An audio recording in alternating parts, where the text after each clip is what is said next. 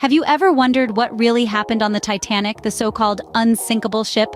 The Titanic, oh, what a marvel it was, a beacon of human ingenuity and ambition.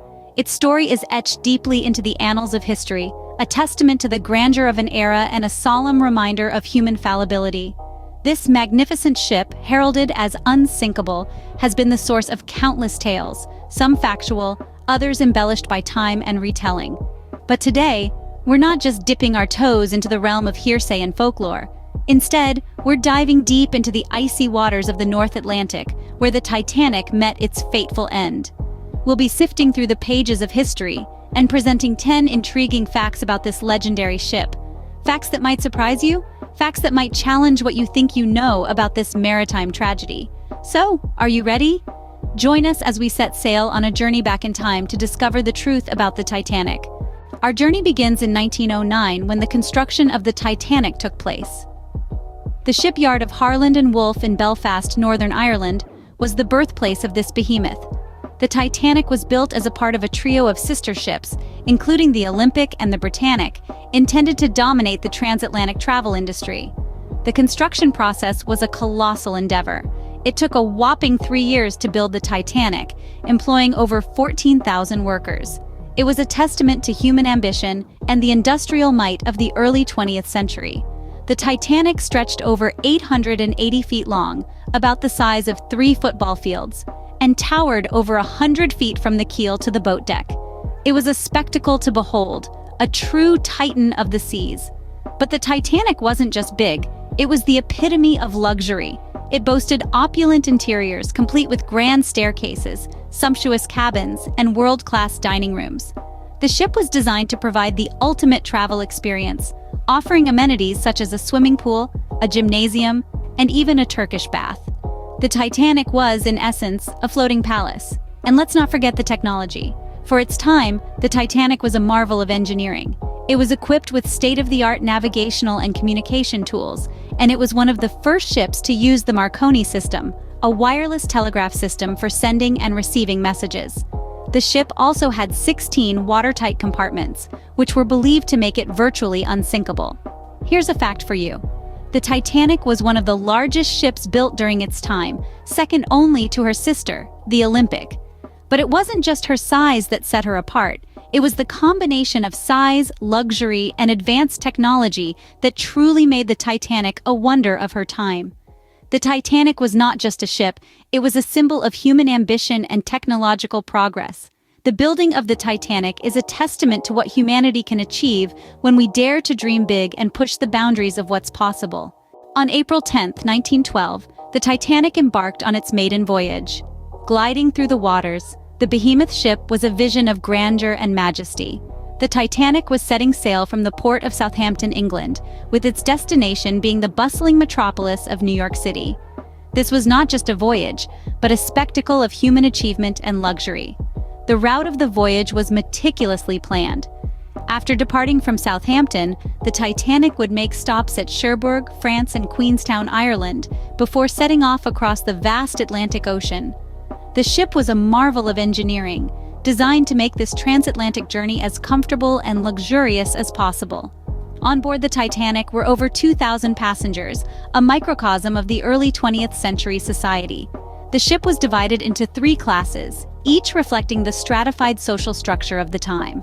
The first-class passengers were the cream of society, including wealthy industrialists, high-ranking officials, and celebrities. Second-class passengers were primarily middle-class travelers, while the third class, also known as steerage, was filled with immigrants hoping for a new life in America. The atmosphere on the ship was electric. A palpable sense of excitement and anticipation permeated through the decks. The Titanic was the epitome of luxury. The first-class accommodations were more akin to a grand hotel than a ship, with a gymnasium, swimming pool, libraries, and high-class restaurants. Every detail, from the ornate woodwork to the crystal chandeliers, spoke of opulence and comfort. The promise of this extraordinary journey on what was touted as the unsinkable ship had everyone in high spirits.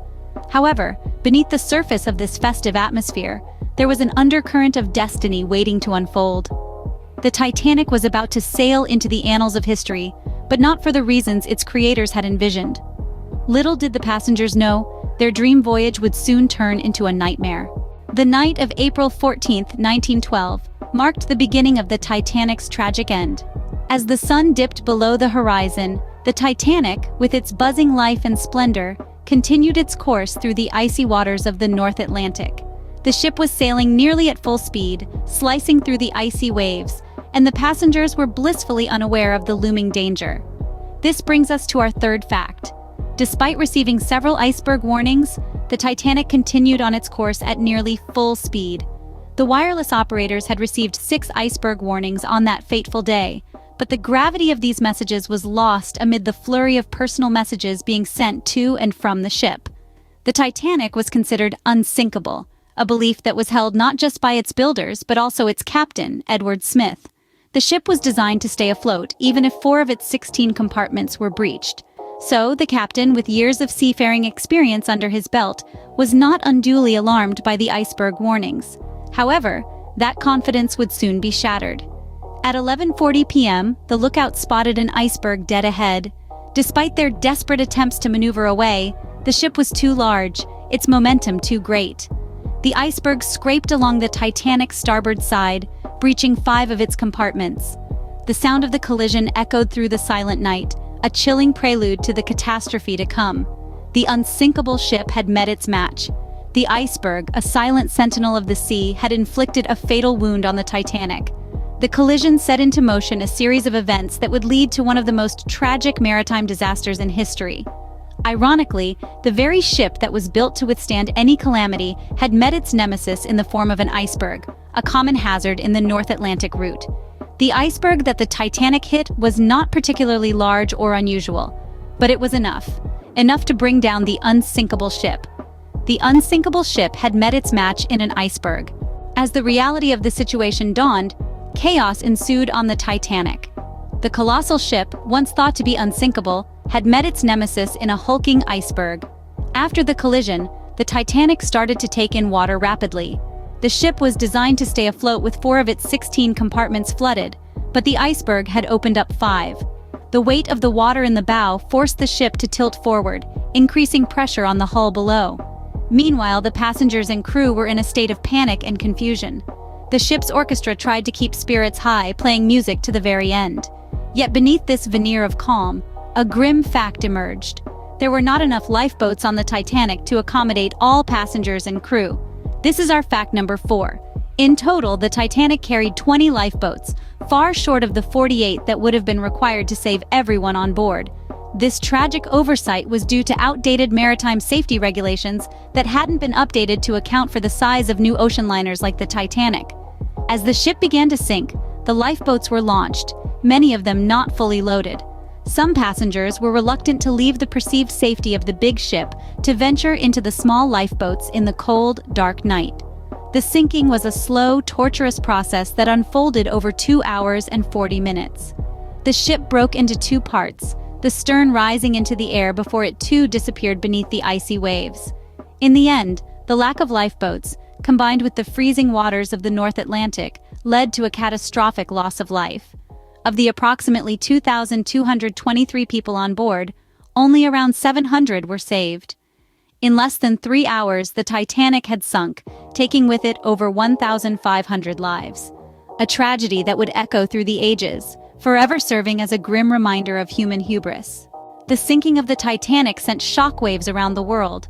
Almost instantaneously, news of the unsinkable ship's demise spread far and wide, leaving people in disbelief. The disaster was not just a loss of an engineering marvel, but more tragically, a loss of more than 1,500 souls. In the immediate aftermath, the Carpathia, a Cunard Line steamer, was the first to respond to the Titanic's distress calls. It arrived on the scene approximately 4 hours after the sinking, rescuing over 700 survivors from the freezing waters. The stories of courage and self-sacrifice of those who survived, as well as those who perished, began to emerge as the Carpathia made its way to New York.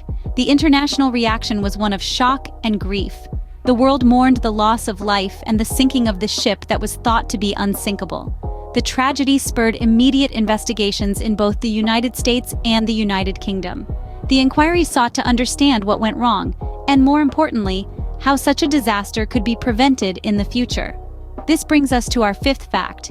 the news of the Titanic sinking led to significant changes in maritime laws. The inquiries resulted in the formation of the International Convention for the Safety of Life at Sea, or SOLAS, in 1913. The convention introduced new regulations requiring sufficient lifeboats for all passengers and crew, regular lifeboat drills, and around-the-clock radio communications on all ships. These changes aimed to prevent a disaster like the Titanic from happening again. The Titanic's legacy was not just one of tragedy, but of lessons learned and changes made. The ship's sinking served as a painful reminder of the consequences of overconfidence in technology, the importance of safety over luxury, and the necessity of preparedness for the unexpected. Even in its demise, the Titanic caused ripples that changed the course of maritime history. The Titanic rested undisturbed on the ocean floor for over 70 years until its rediscovery in 1985. This sentence alone evokes an image of a grand ship, once considered invincible, lying silent and forgotten in the depths of the North Atlantic Ocean. The Titanic's final resting place eluded searchers for decades. The vast and inhospitable ocean floor, more than 12,000 feet below the surface, made the search for the wreckage a daunting task. But where there's a will, there's a way. Enter Robert Ballard, an oceanographer and marine geologist with a passion for deep-sea exploration. In 1985, Ballard led a joint American-French expedition with the goal of locating the Titanic. The team used a high-tech, unmanned submersible named Argo, equipped with powerful lights and cameras. Argo was capable of withstanding the crushing pressure of the deep sea, making it an ideal tool for the mission. The search was not easy. The team had to cover a large and challenging search area. But on September 1, 1985, their perseverance paid off. The cameras of Argo captured the first images of the Titanic since it sank in 1912. The sight of the ship's boiler was a defining moment, a ghostly reminder of the ship's tragic end. This moment marked the sixth fact about the Titanic we're discussing today. The Titanic was rediscovered in 1985 by a team led by Robert Ballard. Rediscovering the Titanic was more than just finding a shipwreck. It was about reconnecting with a piece of history, a symbol of human ambition and the harsh reality of nature's power. It allowed us to pay homage to those who perished and to learn from the mistakes of the past. The Titanic, once considered lost, was found. But even after its rediscovery, the ship continues to captivate and intrigue us. The Titanic is more than just a shipwreck. It's a time capsule, a testament to the human spirit, and a reminder of the tragedy that unfolded on that fateful night in April 1912. The Titanic, once lost, was found, but its mysteries remained. Before we conclude, here are a few more intriguing facts about the Titanic. Starting with fact number 7, the Titanic was not just a ship carrying people, but also a treasure trove of priceless artifacts. Among these was a rare copy of the Rubaiyat of Omar Khayyam. This jewel-encrusted book was one of the most valuable items aboard the ship, lost forever to the icy depths of the Atlantic. Moving on to fact number 8, let's talk about the unsung heroes of the Titanic, the ship's musicians. As chaos unfolded around them, these brave souls continued to play their music, trying to bring some semblance of calm amidst the panic.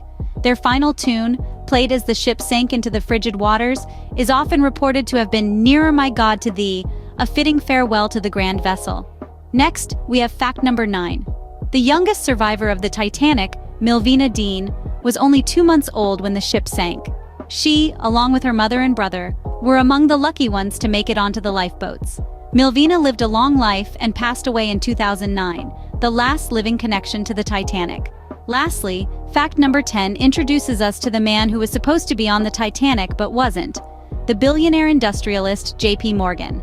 He had a personal suite and promenade deck on the ship, but canceled his trip at the last minute due to some business matters. It's a chilling reminder of how fate can play a hand in our lives. The Titanic's story continues to captivate us, a reminder of human ambition, tragedy, and the relentless march of time.